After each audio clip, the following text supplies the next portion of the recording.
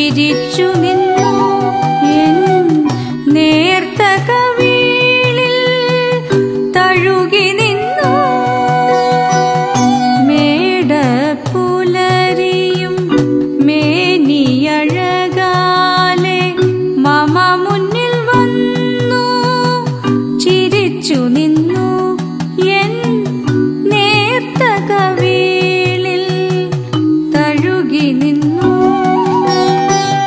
ഒരു കുഴൽ നാദം കാതിൽ കിന്നരിച്ചു എൻ മണിമാരൻ അരികത്തണഞ്ഞു മമദേഹം ചേർത്തു ഉണർന്നു നിന്നു.